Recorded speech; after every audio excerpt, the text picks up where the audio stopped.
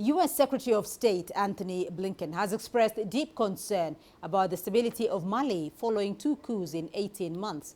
Speaking while in Senegal's capital, Dakar, Blinken urged Mali to return to constitutional rule through democratic elections. The U.S. Secretary of State also raised his concern about the continuing fighting in Ethiopia. Blinken says intensive diplomacy is underway with the leadership of the African Union. This includes assisting with humanitarian access for the millions of people in northern Europe. Ethiopia. Let me just say quickly, in Ethiopia, intensive diplomacy is ongoing with leadership from the African Union and its High Representative, former Nigerian President Obasanjo, supported by the United States, including through engagement by our Special Envoy Jeff Feltman, who's in Addis as we speak. We continue to push for an immediate end to hostilities without preconditions and humanitarian access for the millions of people in northern Ethiopia who need life-saving aid. And we continue to urge Americans to avail themselves of commercial flights out of the country, and we're providing assistance to them to do so. We're working to encourage the restoration of safety and security for the Malayan people and a successful transition toward democratic governance in Mali. I would only add that I think it would be especially unfortunate if outside actors engaged in making things even more difficult and more complicated. And I'm thinking particularly of groups like the Wagner Group in Mali. But we are looking for Mali to move forward on its transition.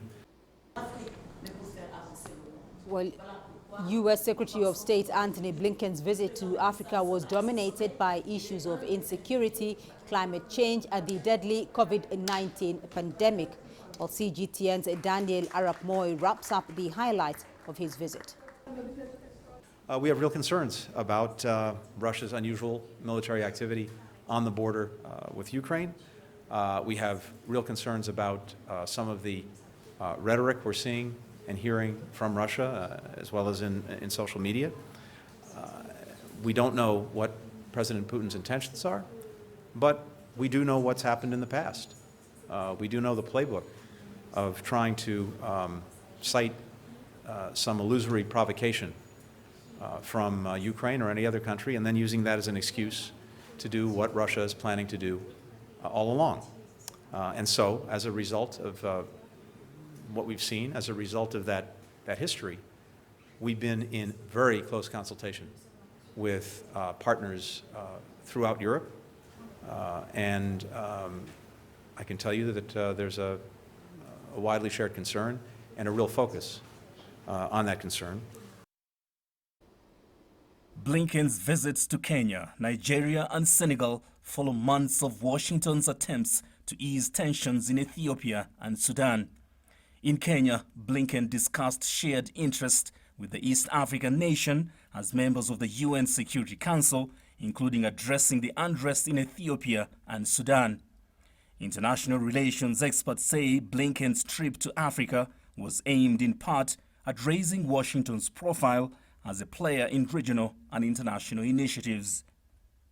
I would hope that Blinken took away from here the discussions with President Kenyatta, that maybe the United Nations, with the big powers that are involved, agreeing, coming together to help all the sides in the conflict to agree that they need to have a major conference or discussion place. What remains clear to many is that military confrontation in both situations may not resolve the unrest.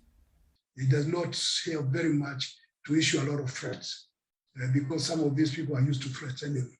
So, but they need to be pressured, to be persuaded to see sense that they need to agree on the future of their federalism. In Abuja, Blinken and Nigerian President Muhammadu Buhari discussed collaborating on international health security, expanding energy access and security. In Senegal, the U.S. Secretary of State spoke about the devastating effects of the COVID-19 pandemic and the need to build a stronger system to prevent the next pandemic. Blinken pledged to work with African countries to address the escalating climate crisis on the continent. Despite calls for a more aggressive approach to the security situation in the region, the U.S. Secretary of State did not disclose what further steps Washington may take to influence events in East Africa. Daniel Arap Moi, CGTN, Nairobi, Kenya. Well, let's discuss this further with Dr. David Monyae, an international relations and foreign policy expert. Dr. Monyae, thank you for joining us on Africa Live. Now, the U.S. Secretary of State Antony Blinken has concluded his Africa tour, which sought to improve cooperation between the two partners. What has the visit achieved? I think it has achieved a number of things. Firstly, I think we're starting to see much more positive signals shifting away from your Trump position, which was geared towards countering China's activities on the African continent. This time around, it appears that the Biden administration is much more focused on improving the relationship with Africa at a time when it really needs to beef up, particularly on issues of trade. Well, he held talks with officials in Kenya, Nigeria, and Senegal. How did Africa respond to the visit?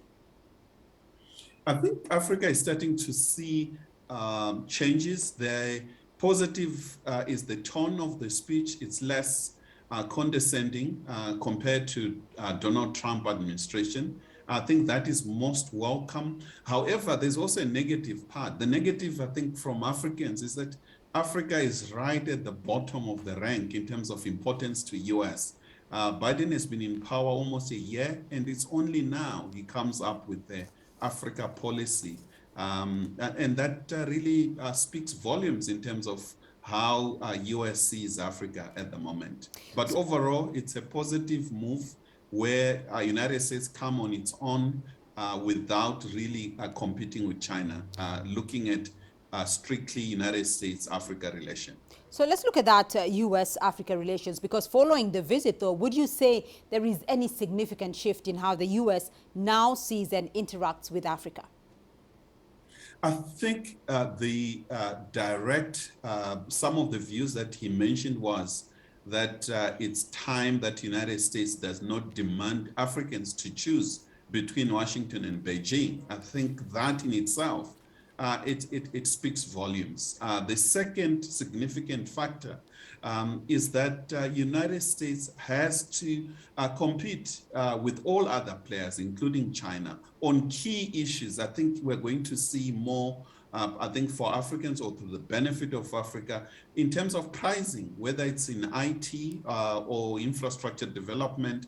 I think we need to see much more stiff competition between the United States and China, and allowing Africans to have much more room and maneuverability in terms of who should they choose, not based on ideology, but based on price. The one that comes with good project at a price that Africans choose. Dr. David Monyae, thank you.